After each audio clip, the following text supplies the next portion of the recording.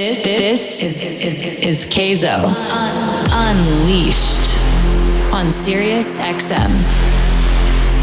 What's going on, guys? This is Kayzo, and we're back here on Sirius XM, Diplo's Revolution, Unleashed Radio.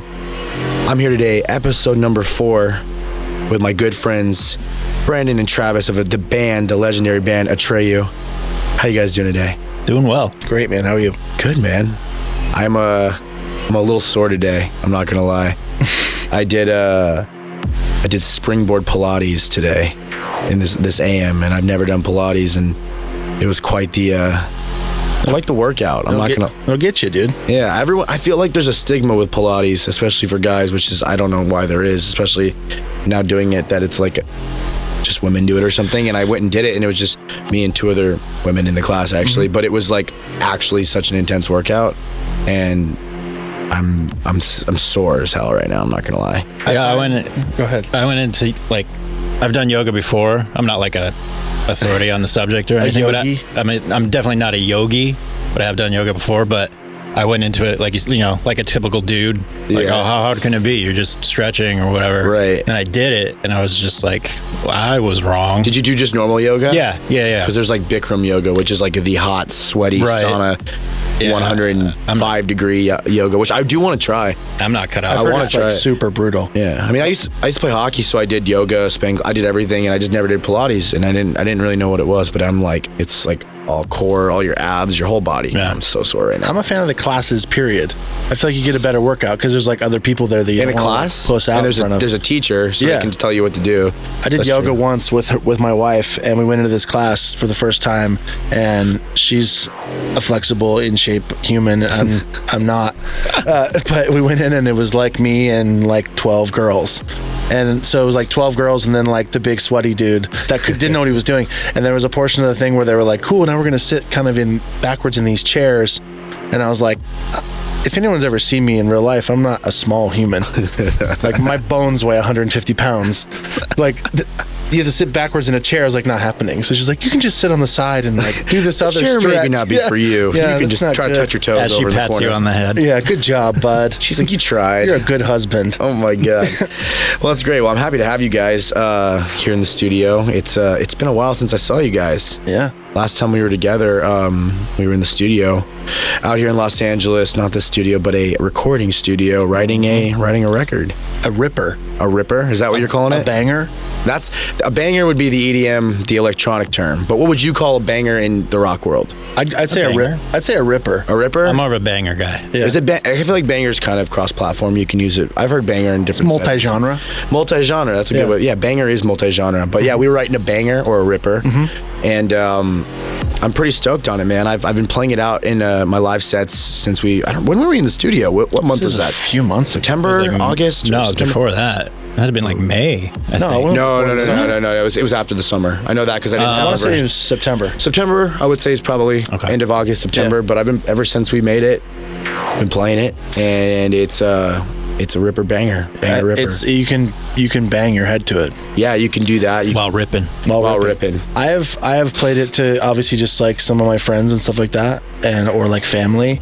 And multiple people have been like, I think this is the heaviest song you've ever written, which is awesome that it's really an EDM track. Essentially, it's fucking heavy. Well, it is very heavy. Yeah. I'm a big fan of it, and I had such a good time writing with you guys in the studio. It was such a good collaborative process. I mean, I've gone in the studio with bands before, and I think this was the first time out of all of my sessions that at the same time I had the entire band in the studio. Yeah, I've gone into different sessions and have like the lead singers or the bass player, the drummer, or the guitar player, like anyone like separately, or like 2 of the 3 or 2 of the 4. But this was the first time that I had everyone in one session at the same time, which I thought was really, really cool because we were able to record every part. Exactly. In unison in one sitting versus like, hey, I got to go get the drums recorded, the bass recorded, and like a week later. But it was so much fun, man. Absolutely. I think it was cool. I think all of us were kind of equally excited to take part because we've never done anything with a DJ or any electronic artist like this before. So it was cool to like, what's this gonna be, you know? Right. But I think it worked out great. It was easy to me. It was just kind of like seemed like effortless. Yeah. But yeah, we were all which is good to hear. I think it's cool too because like there's also big pieces of both of us. Like there's real drums. Oh and my there's God, guitars and there's screaming. It's like very much Atreyu, but also very much Kayzo. Yeah, and that was what I thought was really now I just actually listened to it in the car on the way here because I was like, I just gotta get in the mood right now. I gotta hear this song. And so I listened to it and I'm just like hearing, because I had an idea that I brought to the studio, a very simple idea, nothing to where it is now, but hearing all of the aspects that you guys put and laid on top, from drums to bass to guitar. Absolutely. Because I remember Travis, we were sitting there for a while messing with the amp and going over different riffs and stuff. And when I hit that second, or the second break in the main riff, I was like, that's the thing. Right back into the studio. It was cool too, because it was one of those situations where we didn't have to overthink anything. Mm-mm. We just, an idea comes and then you just lay it down, right, and just kind of let it be what it's going to be. Because sometimes, for me especially, whenever I come up with something or start writing something, I totally overanalyze things, and then I just drive myself crazy. But this was really cool because it was, let's just get in the room and see what happens. And this is interesting because this is the first, you guys are the first band, you guys are the first members of a band that have been on this radio show, and so I haven't had a chance to kind of talk about the writing process from your perspective. But since you guys said it was such an easy kind of like, what it felt like, it was like just kind of throwing paint on a wall, and whatever stuck was kind of what we went with, right? For sure. Do you guys find when you're writing your records as Atreyu, the writing process to be, since there's 6 members in the band, right? 5 of us. 5 members in the band. And do you guys feel like when writing with five members that there's 5 opinions in a way? Do you find that writing a record takes a bit longer and there's a bit more of a push and a pull process with all of you guys, or does it kind of feel the same as when I write a record? It's just like, all right, whatever feels good is what it's going to be. Yeah. We're sort of that way. I think that everyone there's definitely kind of a mutual respect where I think any of us, if an idea comes up from anyone and it's rad, that's it. It's not like there's no one's gonna like try to shut shit down or whatever because it's not their idea or whatever. So I feel like, especially more recently, and maybe especially on our last album too, like we very much took the same approach in the studio where it was like go with the gut, live in the moment of the song, and just like let it be. And I think that we've always been a band that's been very much like time stamped. Like our records sound different every time, but it's just because that's where our heads are at, which is great. And I think that it's kind of a similar process lately, where we just kind of bring stuff to the table, and if we all think it's rad, we roll with it and let it be. And that's what I think that's just music as a whole, especially, well, at least I can only really speak from the electronic and also the band side, just from all the guys I know in the band world. I think that's where music has kind of been going over the past like couple of years, maybe the last 5 years or so. Like I felt like before, I feel like now that there's just like this more of a free-flowing idea of whatever feels right goes, where I don't know, you guys could probably speak on it more than I can, since you guys have been able to put out so many more records than I have. Do you feel like in the earlier days of Atreyu that writing a record was a bit more like formulated, or okay, we gotta sound like this era and this time period, or like did you feel like you were more influenced by what was going around in the rock world at different time periods of you being around, or do you think that you guys always said kind of fuck it, like we're gonna be Atreyu, we're gonna sound like this, we're gonna do what we want, and we're not gonna worry about what like the current climate of rock music is? I think we were aware of what was going on, but we didn't necessarily take that into consideration and be like, okay, well, this is what's going on right now, this is what's hot, this is what the trend is, so we're gonna try to capitalize on that. It was just kind of, like I said, we were just aware of what was going on, but at the same time, we're gonna do our own thing. I think at the beginning it was almost a sense of like, obviously aware, but like wanting to create something that didn't exist yet. I think that like when we first started, like we wanted to make music that wasn't really happening, you know what I mean, so that it did stand out. And even like when we first started, like having me sing clean vocals, like all the bands that we're from, for the most part, hardcore bands and metal bands, like not a lot of people like sang. It was all just like heavy vocals, and it was like, oh well, let's mix this in. Like a lot of us have a lot of punk influence, metal influence, 80s influence, so it was like we all like such different shit that I think there was no other way. We ended up just sounding different anyways, but I think we kind of always had, even more so the opposite, just like a conscious effort to try to sound different than what was happening. That's rad. That's really, really cool. And I think that's why I'm really, really, I guess, hopeful, or inspired or hopeful would be the word, I guess, of where rock music is headed, especially into this new decade, which is kind of weird to say. Yeah, we're talking. Yeah, I was just thinking about that the other day. I was just thinking, not to go off on a side tangent here, but I have all these New Year's shows coming up, right? And I get to like do the New Year's set this year, like the countdown and all that stuff. And I'm like thinking like, holy shit, like this is like, I get to count down into like the new decade. So I guess, do I get to play the last song of this decade and the first song of the next decade? Yeah. For a bunch of people. Those are which is tough picks. And usually it's like whatever, it's like you can like, I've done New Year's, the countdown before, and it's just like, I already know what I'm gonna play. It's cool, it's gonna be sick in the moment, it's one of my songs, but now it's like the turn of the decade. Like you gotta set the vibe right. Yeah. You're that first song of the decade. That's kind of like, and I feel this, not pressure, but I feel like I have a duty to put something like special on. Yeah. Probably close out with the Bee Gees, start up with the Bee Gees. Yeah, that would, I don't know if the fans at this festival would be understanding of that, but who cares? I guess I can just choose, right? It's my choice. Exactly. Right? It's your show. It's your fucking time. It's my moment to bring in the decade. They came to seat you. Yeah, it's crazy. But anyways, I just feel very hopeful for where rock music is headed in this new decade. I think it's a lot more experimental and it's a lot more open-minded. I think rock was always such a like guarded and proud sacred genre where it was like, you can't do that here. Where like there's so much bleed with the genres now. Even like we've discussed even in the studio where it's like even from different types of rock music and then all the way from even with rock and electronic music. I've never seen more similarities to a metal show than I've seen at electronic shows, like EDM shows. People are going apeshit, headbanging, circle pitting. Like the songs are heavy, the energy is the same. So it's like I think that acceptance has worked its way into so much of music that you're allowed to kind of stand out and do different things with rock music. So I think that makes it interesting for everybody. You have a lot of bands that are just doing different things. There's so many rock bands that are releasing, it's like they're releasing pop songs with like guitars on them. Right. I think that's cool. There's a lot of cool stuff going on there and it just makes it different and new and interesting. I definitely agree with that. When I started doing these Unleashed shows earlier this year, where I have a band come on the show and be a part of this kind of this culture and this vibe, I wasn't nervous, but I was definitely like I was very interested to see what the reaction would be for like my fans and the electronic fans seeing like a metal band or a rock or whatever type of band come out. We had like Memphis May Fire. We had who else we had Our Last Night come on some of the shows, and we had Icy Stars, and I was like, okay, what's this gonna be like? And I already kind of knew like what I would expect, because I mean, like you said, with the circle pitting and the mosh pitting, the head banging, whatever it is, it's so relative to like metal and rock and punk and what have you. But it was so cool to see when I announced the lineups. There were so many fans of like the bands specifically that were like Memphis fans or Our Last Night fans or Icy Star fans. Were like, okay, I'm not really like an electronic fan, but I'm gonna go see my favorite band play, and I'm going to be there for everything else, obviously, because it's centered around a lot more electronic influenced artists. And it was so cool to see those fans, because they're wearing like their favorite band shirt, and I can just tell them like that's a band fan at this electronic show. It was so cool to see them like headbang to electronic and like and mosh and like be a part of it, and just be accepting of it, and being like, I think it was their moment for the band fans to be like, oh, there's such a distinct sonic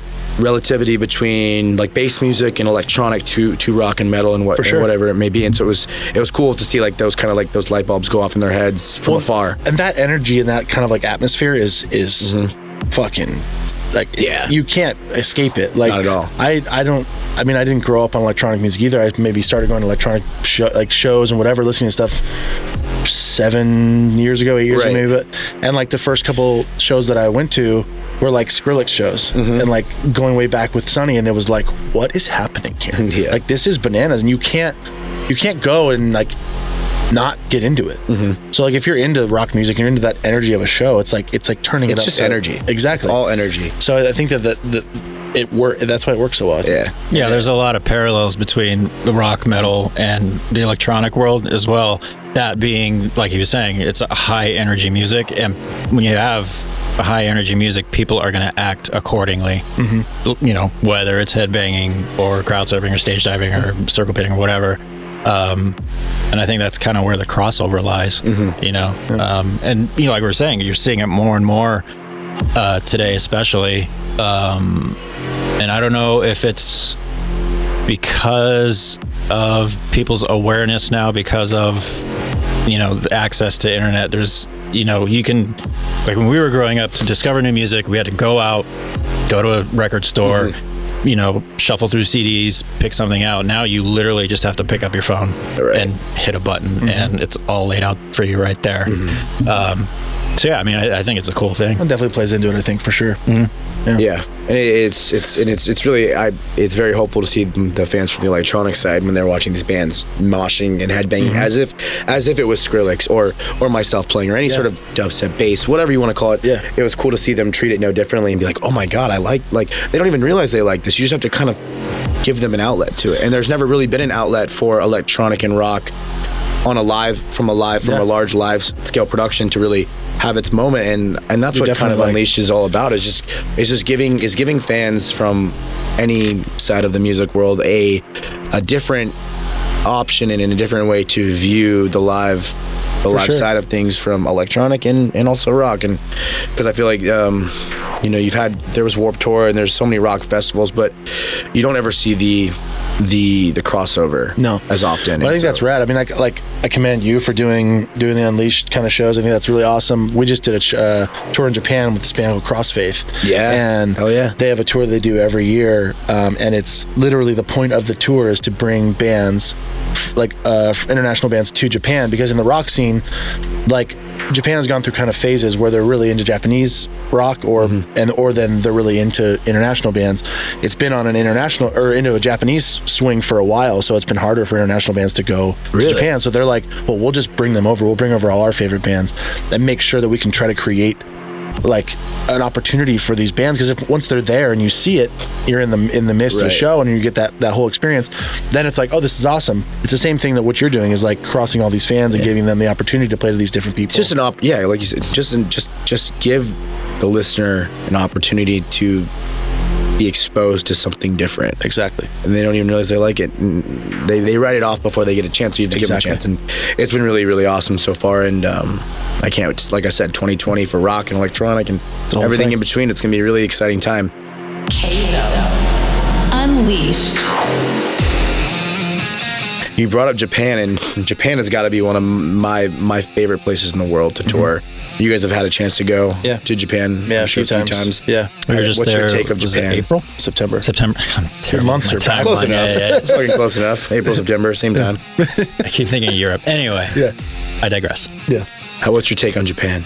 Dude, it's incredible. It's absolute sensory overload. In everything. You guys had some time off there besides just touring? Like, we've had explore Tokyo and different places. Spent some time. I mean, it's cool. I love it. It's one of those places that you're always excited to go, because I feel like no matter how many times you've been there, you can always find something. It's insane. New. Yeah. Food's rad. People are super friendly. Shows are awesome. The Japan shows are amazing, because especially in our genre for a metal band, because it's such a respect-driven culture. Oh yeah. That in between songs, you might have experienced this too. Like they want to hear what you're saying. They want to know what you're about to tell them. So it's like people going ballistic, and then your song ends and it's silence. So you're like, having a good time tonight, whatever you're saying, whatever shit you say to the crowd, and they'll like, yeah, and like it's like someone is like turning on an applause button and off. It's so crazy, but they just, it's a respect thing. They're like, oh, you're talking, I'm going to listen to what you're saying. Yeah, you literally do not need a microphone to address the crowd. No, you can just, because they're silent. Just talk out into the open. No, I've definitely felt that same energy. Just like some of the most respectful, nicest people I've ever met, and fans. They'll find you anywhere in the city first and foremost. Absolutely. They'll come wherever you're at. But they're not like creepy. No, they're the most respectful, nice. Like, they give you your space and they come say hi and you take photos. You sign like waiting on the train. But it's like I've met some of the coolest people in Japan. Some of the coolest fans, and it's such a great place. But we were just before we got on the air here, we were talking about another really cool place that I've never had a chance to tour. But you guys just got back from South Africa. You guys were in South Africa, right? Yeah, we did South Africa and Japan actually in the same month. Oh, that was the same time? Yeah. So tell me a little bit about touring in South Africa, because I don't think many DJs go to Africa in general, let alone South Africa. And I saw you guys from social media. You guys were going on a bunch of different safaris, and the shows looked epic. So how was that? It was cool, man. I mean, we didn't know what to expect because we had never been there. That was your first time? Yeah. Okay, cool. And it was one of those things that's funny. September was supposed to be our off month. and we've had a super busy year. Then it was like fuck it, let's go to South Africa and then Japan. Yeah, both totally worth it. But yeah, we went, and I mean, I think that they're just trying in South Africa. They're just trying to promoters are trying to create more of an experience for bands and opportunity as well, because not everyone goes there. I think because it's so far away. Right. Like it's a big haul to go and see if you have a following and this and that. But it was crazy. It was like kind of a small festival, and then like we did one headline show. I think people are just so stoked. I think there's so many places in the world where like bands just don't go that often. It's a lot harder for you guys to go sometimes too, because I think the DJs don't understand sometimes the backline that it takes for a band to go perform overseas. Like we can go over with a USB, exactly, if we wanted to, right? Exactly, and take it as small as something you can carry in your pocket. Yeah, and you guys have an entire backline and instruments that have to go ship over. For sure, and then there's 5 of us, and then 4 crew and guitars and all. Yeah, it's a lot that goes into it for sure. But I mean, it was great. I would go back in a second. And then we got to do all kinds of the safaris. Amazing. We stayed on this like rad like resort in the middle of whatever, and it's like fenced in. Yeah. And we each had these rad little huts, and they were fucking incredible spot. And, dude, I want to go so bad. Yeah, twice a day you'd go out on safari. It was like 5:30 in the morning, and then like dusk. Like dusk. Yeah. And you'd see completely different shit both times. That's so sick. But like it was funny because like my wife was like, I'm not going. One of the days she's like, I'm sleeping in. I'm not going out tomorrow. I'm fucking exhausted. I'm like, yeah, right. You're in South Africa. We're going. On a and it was like, cruise. Glad we did. I think Travis slept in once. And that was the day we saw all the cool stuff. Yeah, the one you missed day. all the cool shit. Yeah. There's this crazy experience like being where he was saying earlier how like it's not a zoo. Like it's literally you're in their world. There. We were like pacing a leopard, and we're in this truck, and the dude's like, okay, there's a leopard right here, and he kind of makes this hand motion that's like maybe like 3 meters, and I'm like, what do you mean right there? They're like, so there's a dead gazelle in the tree. You can see it right there. Leopards take their prey or their prey up or whatever into the trees so that people won't steal it, and they'll stay in this area until it's gone. So that animal's fresh enough where that leopard is in like a 10-foot circle right there. And we're like, you think about that and you're like, excuse me? Like from me to you. Yeah. So we're just sitting wild leopard in this truck, like looking at whatever, and they're like, look in that bush. And I'm talking, it's literally me to the corner of the building. And you look and you just see nothing until it kind of moves, and you're like, holy shit. It's kind of terrifying, but like in a cool way. Yeah. Like you're stoked to be that scared. Yeah. You know? Our drum tech got a photo, and it looks like a bush, and then you just zoom in, and the thing is looking through his soul, dude. The thing is looking directly into the camera. You're like, I know your type. Yeah. Yeah. You guys come with your photos. I am a lot faster than you. Yeah. He's like, if I really wanted to. Yeah. But shit like that, it was awesome. You get the experience to do stuff like that. And I'm jealous. Cool. That's like literally the last place. That's like the only place I've like, Africa's like the last continent, the last place in the world to tour for me. And I want to go. So maybe we'll make it down, and maybe we'll do a little Unleashed South Africa one of these days. We'll go together. Yeah. I mean, hey, you've already gone. So you exactly. you take show you around. Show me those leopards. Show me. Kayzo. Unleashed. On Sirius XM. So you guys were just talking about you guys have some time off right now. Yeah, we're off for the holidays, and then you guys are getting in the studio. Yeah, in January. Writing a new record, I assume. Yeah, it's time. You guys excited? Yeah, stoked. We're going back in with John Feldman again. Did our last record. Very cool. We did our record Lead Sales 12 years ago also. Yep. So he's the only producer we've ever done multiple records with. This will now be the third. But it's just a good vibe. He's just that. His whole atmosphere is very inspiring and a lot of energy there. So it's just like we're kind of going in. Yeah. So like, what is? I find it so interesting because I've talked to so many different members of bands about how writing a record comes for them, and I talked to Frank Zumo of Sum 41, and they just put out their last record, and he was talking to me about how they write the records, and it's so hard to sometimes understand because me being alone, writing everything alone sometimes.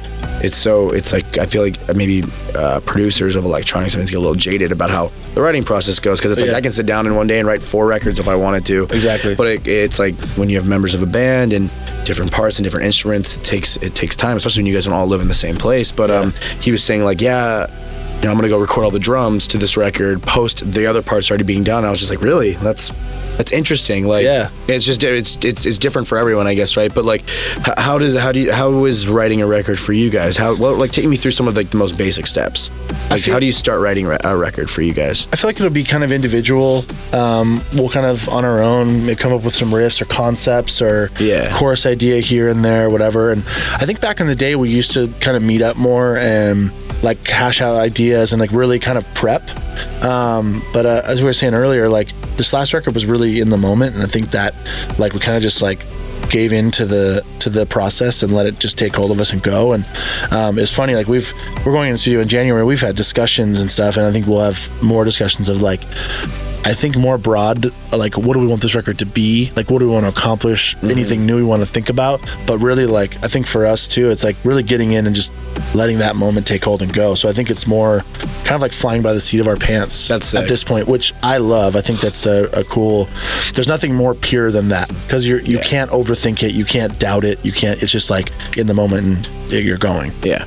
And that's important, not to second guess. I feel like some of the best records for me come from the first pass of, and they happen in like an hour. And they usually happen the quickest. They're usually the most the workflow, random workflow. You're just like, I just made this is the coolest song ever. And then you're like, well, is it? And then you're like, it couldn't be that great. I made this in an hour or it is one day. And you're like, all right, I'll go test it out. Like for me, it's the way I just go test it out at a show. And you're like, and then there's one you've been working on for like 3 months, and you've been going back and forth and tweaking, and you're like, that's not the reaction I was really hoping for. I wrote this one in the Uber to the airport, and like, everyone's like, oh my God, what the fuck? Sometimes I'm like, what the hell? If you work on something for too long and too strenuously, it reaches a point where it starts getting worse. Oh, I've been there many times. Doubt fucks everything up.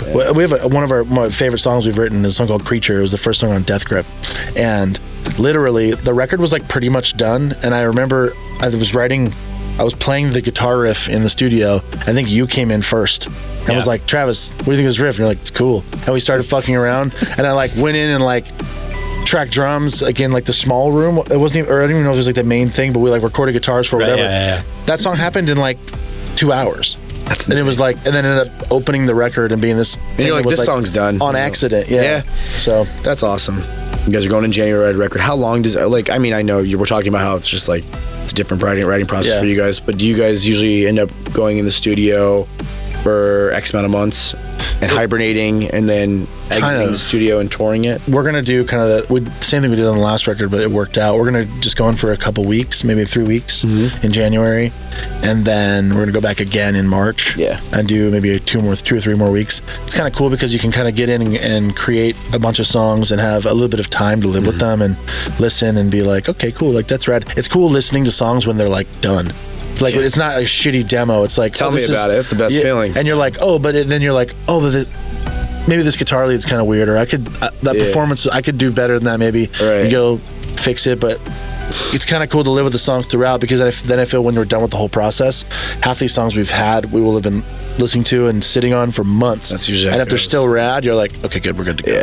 That's definitely the best feeling when you've been sitting on a song for like over a year. You're like, this thing is still hot when I play it, or for myself, or or a crowd. It's like, that's when you know that's like for sure it's timeless almost in a way already, and it hasn't even come out yet. I think when we're on though, like when we're in work mode, like we don't take tons of time off. You're like, we'll make a record and we'll probably be out touring again by end of summer. And I think that's also another interesting concept. I think that some people from my side of the musical world, fans or artists that maybe don't write with bands, the process of writing and touring is not sometimes intertwined, it's sometimes separated, whereas in the electronic world we're constantly touring and you have to write around that. You're always like, okay, you go to the studio during the week, you write like X amount of records, whatever, a song or two, and then you're still touring during that entire process, where I find that a lot of bands will literally block off X amount of months, like I'm going in the studio to write a record, and then we're gonna go tour this record specifically,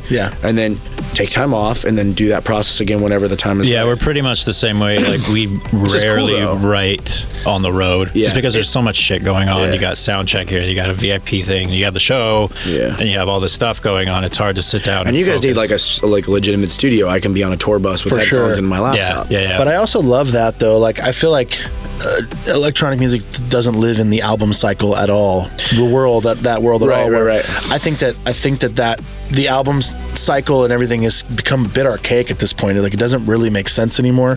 So it's like I would love to be a band that even lived in more in that space. It's kind of cool because, like I said earlier, just kind of like flying by the seat of our pants, Yeah, like being really current and like present with whatever we're writing. It's like if we put out a few songs and then like went and did a tour and came home and then like went in the studio again, did a few more songs. Like I think that could be rad for a band and our fans. It would, yeah. Like, and it makes it so that there doesn't have to be these big gaps and these big. I think it's definitely a rewarding thing for the fans, especially for your guys, the rock world, because I feel like fans have to be a lot more patient with bands sometimes, because it's like, all right, they just put this record out, they're going to tour it, and then I have to be patient until they get ready to write the next record. And I have to pretty much listen. I'll have this record and their past records to listen to, whereas like as an electronic artist, you can put a record out. Like I think it's important for.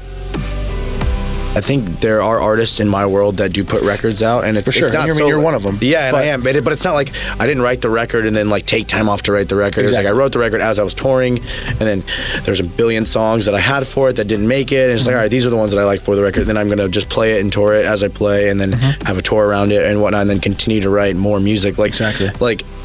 As that Unleashed record came out, I had already had like ideas for our record and 18, 20 other songs that I'm still sitting on and putting out slowly. And for sure. So it's never ending cycle really in our world. But I think it would be a really cool shakeup for the fans of the rock world to kind of have a band that has that mentality where it's like, all right, we're just going to tour and write at the same time, or we're going to try, and we're not going to take that gap. Absolutely. We've discussed that about not putting out. Honestly, if I never put out a complete album again, I think I'd be fine with it.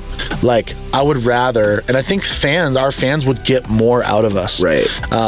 More actual music, and then more of an experience, because things would be fresh all the time. It's like in real time creativity and emotions. Exactly. It's like sometimes the best shit comes out at the most random time, and you want to just put that out there. Yeah. And then a fan gravitates to that because they're going through the same thing. You know who's doing a good job at that is right now and he's in the rock and kind of pop thing is Youngblood. Yeah. Oh, 100%. It's like he put out like a few singles and then like an EP and then another single and another single. And it's like cool collab, my own single, another record. He's doing constantly writing music and putting it out. And you look at that, he's continuously touring, doing that. But over the course of 2 years, he will release like fucking 2.5 albums worth of shit, where if you went the traditional route, you're just gonna do those 11 songs and then sit on them for a year. Right. Expect people to stay excited. Exactly. You know?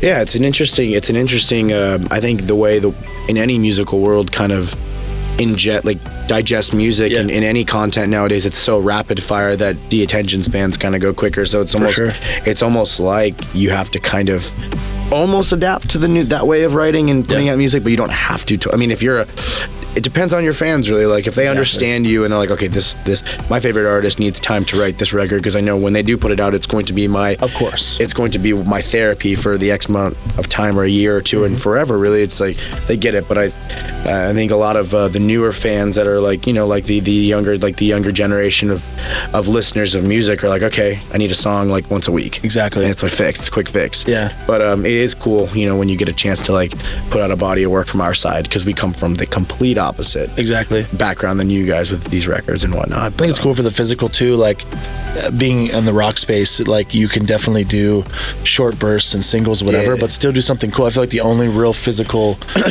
music that's people are still buying still is like vinyl and shit like that. I'm a big vinyl supporter. Yeah, so it's like as a fan, I would love if a band came out with like a single that I could buy a 7-inch for. That'd be sick. And then like 2 months later did an EP that I could add a couple different colors or this and that. Yeah. Like that's make it a cool experience through the whole time.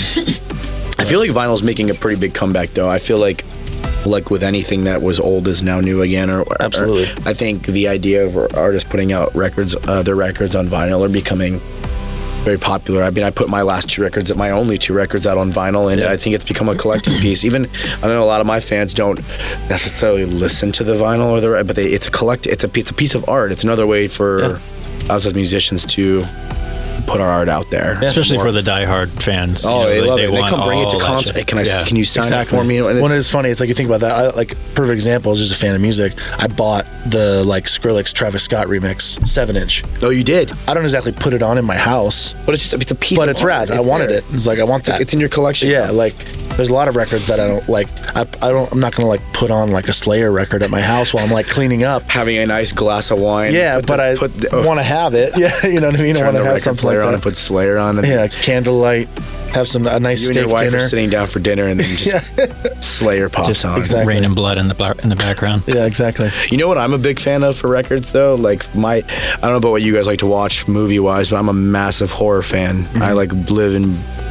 I saw your Halloween t-shirt. I'm wearing one right now, literally, and so I'm like a massive horror fan of like any sort of classic slasher, like Michael Myers, Freddy Krueger, Jason, anything, Hellraiser, anything really, right? And so I've been really on a massive kick over the past 2 years or so of buying all of the different records on vinyl for all of my favorite movies, from anything from Friday the 13th, Nightmare on Elm Street, Halloween, and I've just found, or anything Rob Zombie. I'm a massive Rob Zombie fan musically and theatrically with his movies, and so I've bought all of his movies, whether it's House of a Thousand Corpses, Devil's Rejects, or his new one, Three from Hell. Yeah. I bought all of them on vinyl. Yeah. And it's just such a cool, like you said, just like you may not listen to it every day, but it's just like. But a lot of that stuff can be a vibe though. Like it is a vibe, dude.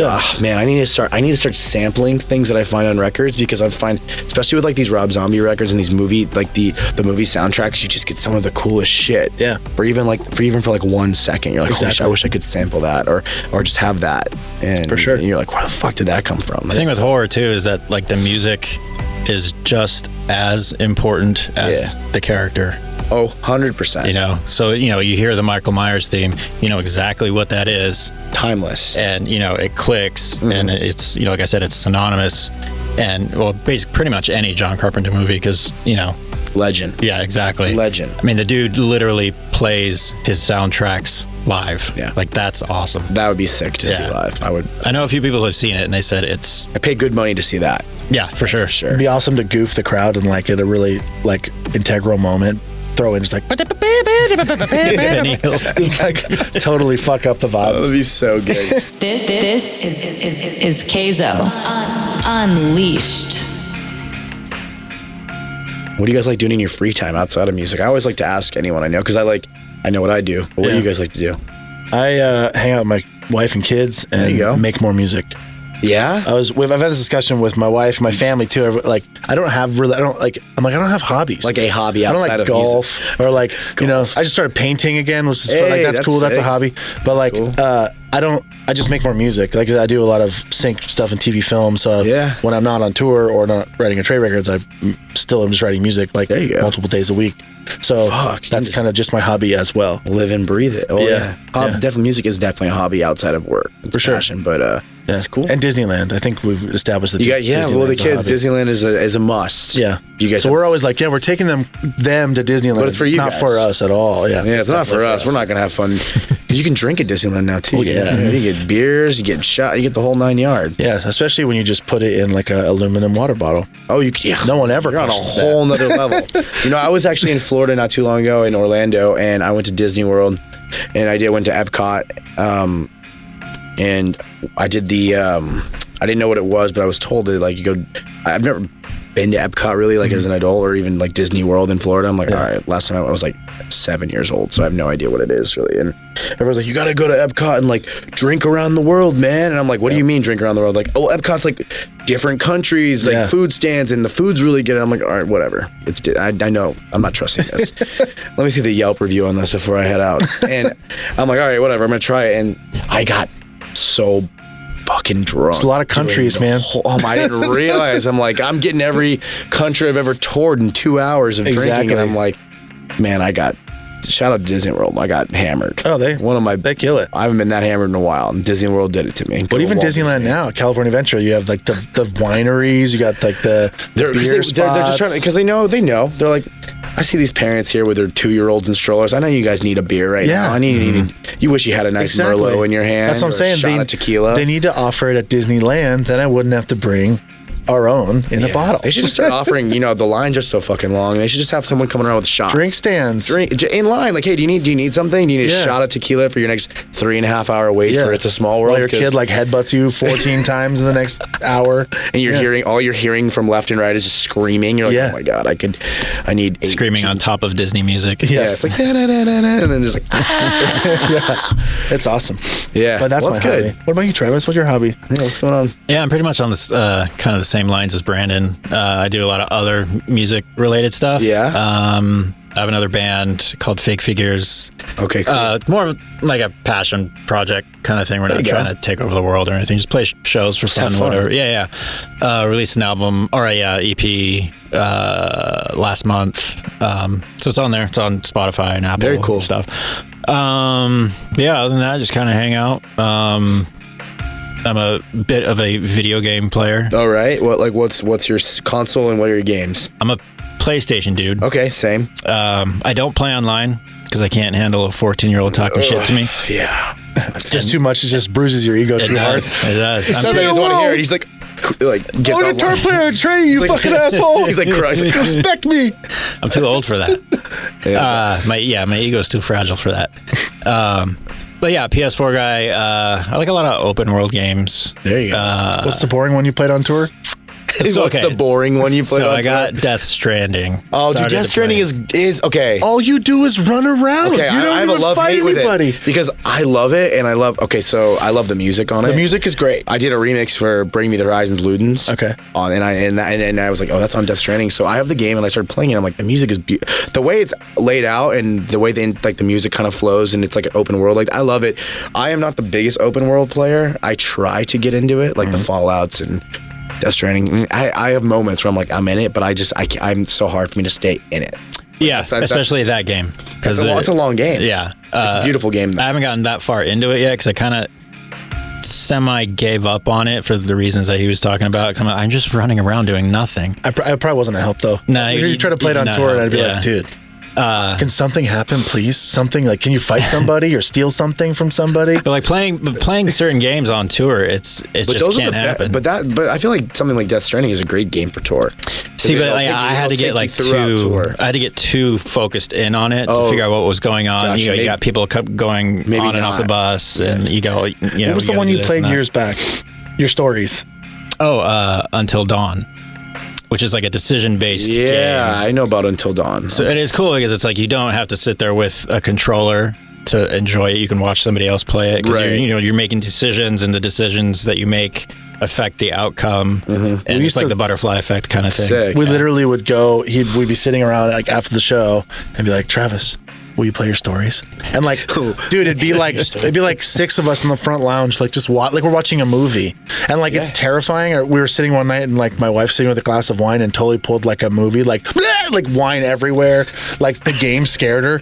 Like, but we used to just sit here and watch you play video games. Yeah, I played that game's great. What game did I play that actually genuinely was scary? It was Outlast. Was it called Outlast? Yeah, that one's terrifying. Dude, that one's it's great though. Yeah. It's like it's like Blair Witch. It's like first person camera filming kind of game. Like the guy's holding a camcorder and going through this crazy fucked up world. But it was like you play in the dark, you get scared actually. Yeah. And you have no weapons. No weapons.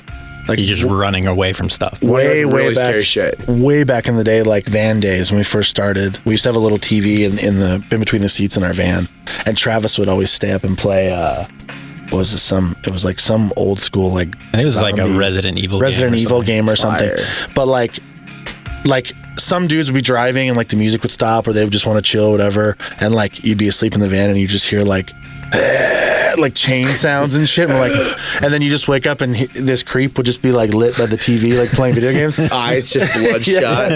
It's great though. Those games are cool. Yeah, I've been playing, and I never really got into it till now. I try to find like, because I'm always in the studio when I'm home too, right? I'm always writing music, and I'm like, all right, what can I do in like my free time? Like I hanging out with my best friends that are also DJs and musicians, and like we're like, what are we doing? Like going to eat good food and go out to a bar or whatever. But I got kind of hooked on COD. I'm not gonna lie, Call of Duty, and playing it online with my friends, and it's actually kind of a fun little like escape from writing and thinking for a bit. But it's like like we play on like I play like on like a team with my friends like on the internet, so I have to like wear the headset and like talk to them, and I'm like hearing all these like literally like 11-year-olds like shit talk me to like my death, and I'm like like crying, like they have like 87 kills, I have like 4, and they're like, you feel my pain. man. I'm like, oh god. So Kayzo, what do you do to stay humble? You're like, well, I play Call of Duty online with them. I let 11-year-olds just kill me verbally, and it's just like I'm like God. I'm like some of the things they say. I'm like, oh my goodness. Where did you learn that? I'm like, where are you playing this game from? Like, do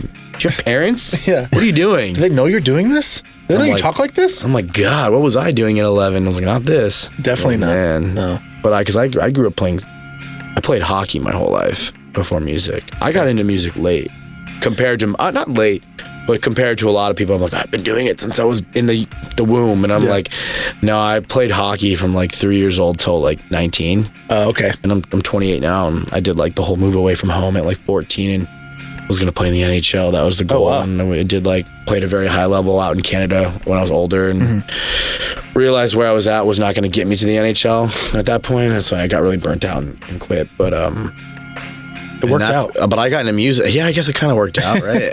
But I got into electronic from like when I was 14. My first year moving away from home, I played for a team in Salt Lake City because it was like 2002 or whatever. The Olympics were in Salt Lake, and so they built all these really beautiful facilities for the Winter Olympics, and one being like a hockey place for like all the skaters to train and all this crazy shit. But like so. This coach from like Sweden was one of my coaches. He moved and they wanted to start an elite level hockey team, like youth team in Salt Lake, and have kids from like around the world come and train at this Olympic facility and like play for this team. And I went and played for this team, and he had kids come. He was from Sweden, so he recruited kids from Sweden and Finland and Norway. And so that was the first time I was like introduced to like kids from other countries and like what they did. And so we in our locker room we had like a radio and like an iPod Gen 1 was like how you played it on an aux cord, and all the kids from around the U.S. that played on the team would be like, we're listening to rock and like rap, and then these kids were like got the aux cord, and it was just like straight like electronic. And I was like, what the fuck is this? This shit, yeah. And I was like, this is, and at first I was like, what is this? Then I was like, oh, what is this? I actually like this. And then like I got like I was like 14. I found out like what dubstep was. And I was like, they're like Bass Nectar and Lux Pavilion and these guys. I'm like, what is that? And I like listened to them, like, holy shit. So I went from like listening like getting pumped up to like rock and rap to then getting pumped up to like Bass Nectar and Flux Pavilion and those guys, and that was kind of my introductory listen to like a Rusko, and that was like my first listen to dance music, and I was like, this is so fucking cool, like this energy. It was like kind of what I felt when I listened to like my favorite bands. For sure. I was like, oh man, like this is kind of like I feel like I'm getting pumped up, I'm getting excited to play. Yeah. And that's how I got into electronic music in terms of listening as a fan. And then when I quit playing, I went to my first music festival when I was 18, I think. It was like right before I quit. And I went to Lollapalooza, I think 2011 or 10. And I was like, holy shit, what the fuck? This is insane. Like, I've been to like shows before. It's different. Like rock shows and stuff, especially. But I went to like my first festival where I was like, bro, going to the tent to watch Skrillex. And I'm like, okay, yeah, fuck yeah. He's like playing like the middle of the day in like a small tent, Perry's tent, which is now like the biggest stage at Lolla. Yeah. And I'm like alone. I lose my friends. And I'm gonna go to the front row and watch this. And I was like, holy shit. I was like already kind of like becoming a fan of like the idea of producing, and like I was like, I don't even know how to like open a laptop really. Yeah.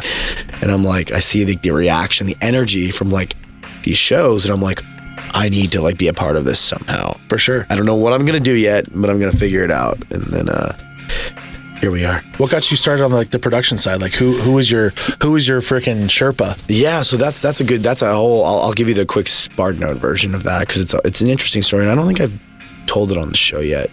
But when I quit hockey, I had to move back to Texas, because like, what the fuck am I going to do with my life? It was like the first moment in my entire life where I was like, what am I doing? And I was like, I was going to play pro hockey, and that was all I was going to do till I died, right? Yeah. And then I'm like, oh. At least you were only like a teenager. You weren't like 35. Yeah. But like when you're 18 and you're like, that's like the end of your life. For like, sure, when you've been playing a sport since you could walk, you're like, what do I do? Yeah. I don't even know how to do anything else besides this. What does relearning something really mean? For sure.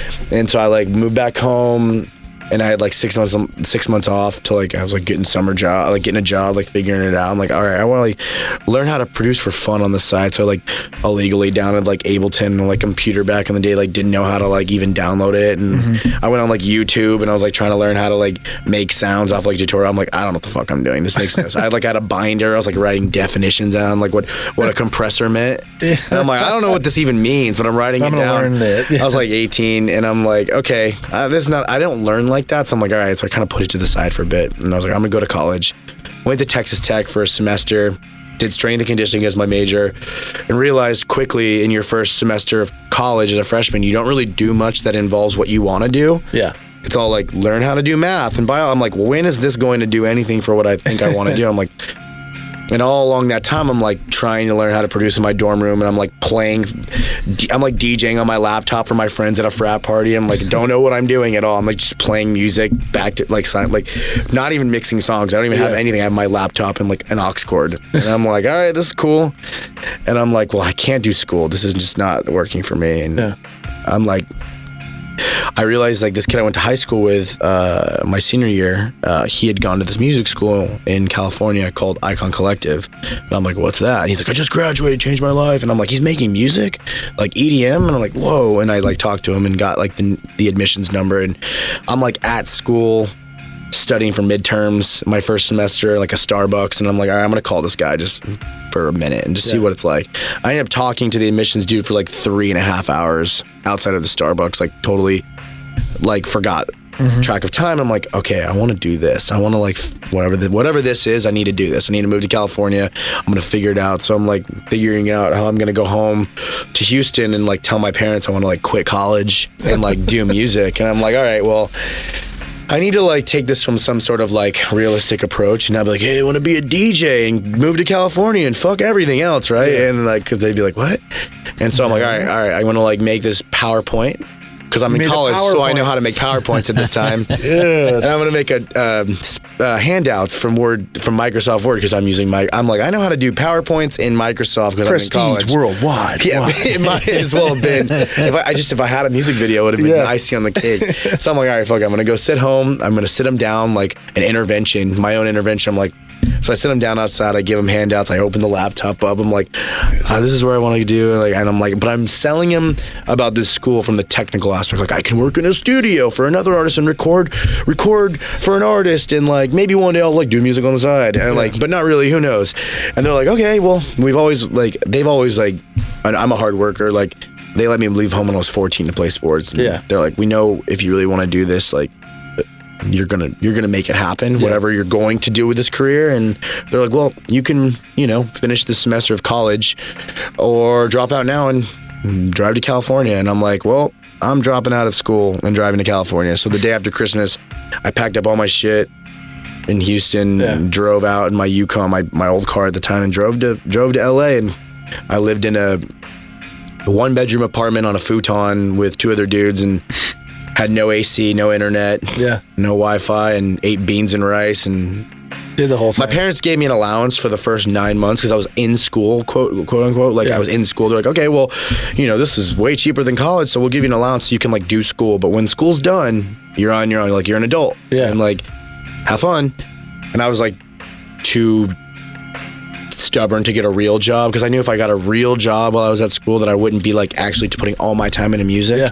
So I'm like, all right, I'd rather be poor and pretty much live off my allowance and not make any money, and eat beans and rice and eggs and live on the floor and do music for like 16 hours a day. And that's what I did. And at the end of my first 9 months, I entered this contest for Insomniac called the Discovery Project they used to do. They basically did this thing where you could submit a song in a 30-minute mix, and maybe you could win the chance to play on the Discovery little side stage at one of our big festivals. And I was like, well, this is good practice. It was like Halloween time. And I was like, they were like, make a Halloween themed song in a 30-minute mix. I'm like, well, I'm not going to win this. Like, I've never done a contest though, and it'd be good practice. I've never done a mix. And I'm like, put all my time and effort into this one song and this 30-minute mix, and I submit it. And it's like at the end of my school time. It's only a 9-month program. I'm like, oh fuck, like this is it. I'm reached the end. Like, what am I gonna do now? I have to like make this career work. I don't even know what the hell I'm doing.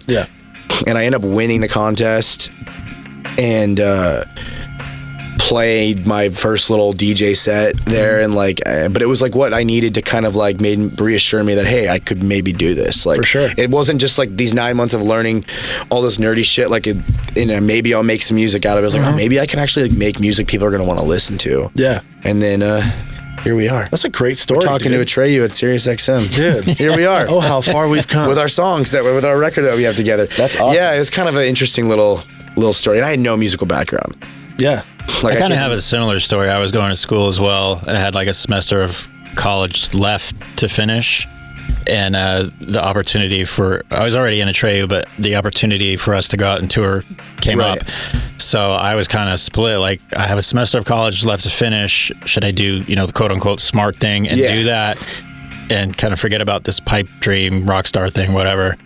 And like, I told my parents, and my parents were like, dude, get the hell out of here. Like, go travel. Go do it. School's not going anywhere. Right, yeah. You're not smart. Go do the music. Like, you don't do well at math. Travis, we've been paying your teachers for your whole life. Did you just realize this? So yeah, I took like my last final, which I'm about 99.9% sure I failed anyway. Yeah, right. And then literally went from the classroom to the van, and we went on our first tour ever. And I haven't been in the classroom since. That's so cool. That's awesome. Me and Dan, our guitar player, did the same. Well, not nearly as much because he's way more accomplished, but we went to like a recording engineering course in Azusa, like in Southern California. Really? Okay, cool. And we were like, cool, we're gonna learn how to record and stuff. We got into it. I'm still like bad on the production side. I can write and do everything, but like when it comes to sitting at a computer and producing, my brain just glitches. Yeah. But we went to this program, and the first day the teacher's like, cool, walking through the studio, blah, blah, blah. Like, I know why a lot of you guys are here. You're probably in a band. You want to learn how to record your own shit. But, like, get it out of your heads. Like, you're not going to make it.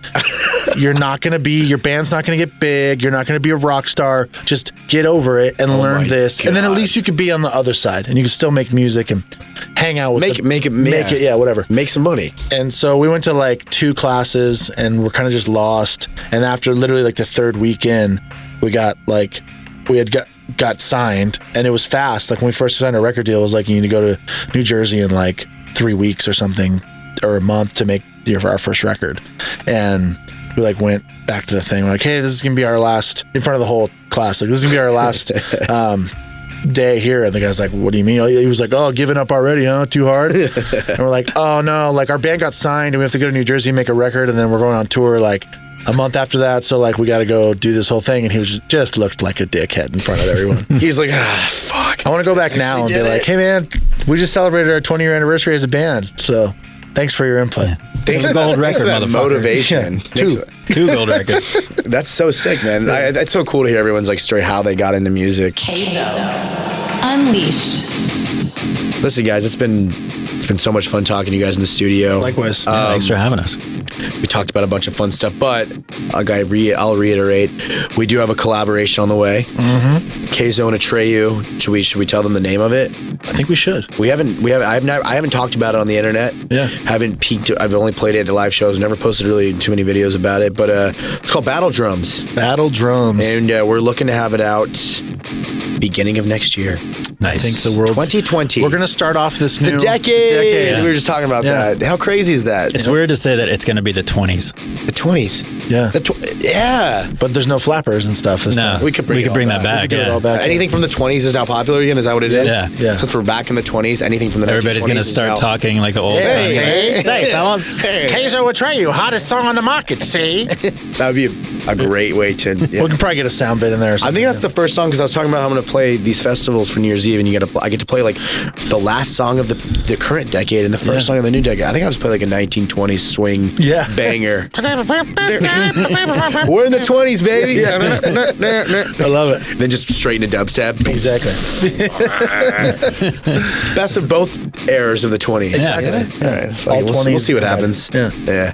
But listen, guys, thank you so much for stopping by the studio today. I appreciate talking to you guys, and I'm so excited for our collaboration to come out. Us as well. Sometime soon.